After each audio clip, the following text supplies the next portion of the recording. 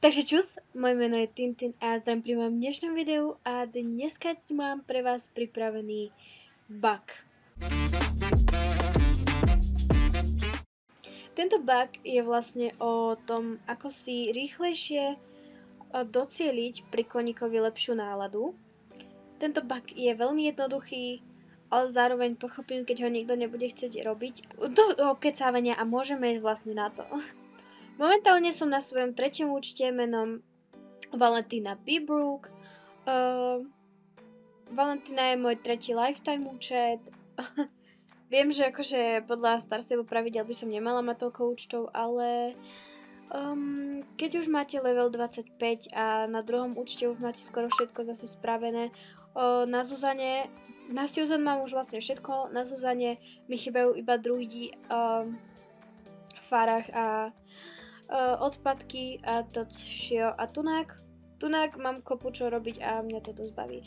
Ja som sem nechodila na tento účet najmenej týždeň, aby som mohla urobiť ten bug pre vás. Stačí, aby ste mali vlastne klasickú care pre kone a spočíva to úplne jednoducho. Viem, že nie všetci to budete chcieť robiť a utratiť si Starcoinsy, ale áno, ak som povedal Starcoinsy, tak vás to teraz určite odradilo, ale nebojte sa, nemenieme zase toľko. Základom je však kúpiť si staranie na jeden deň.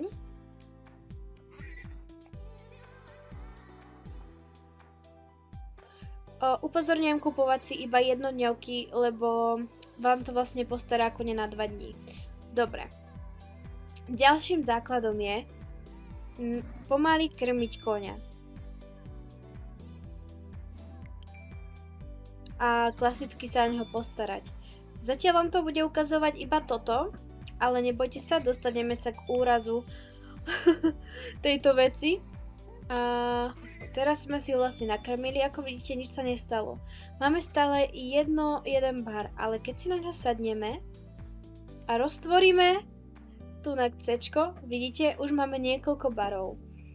A ak som vám uľahčila život a nechcete chodiť na hru každú chvíľu a iba mať narýchlo nejakého koňa v dobrej nálade, ja neviem, chcete ísť na šamba, alebo chcete urobiť rýchlo rejsiky, toto je podľa mňa úplne úžasná vychytávka, ktorú som vlastne objavila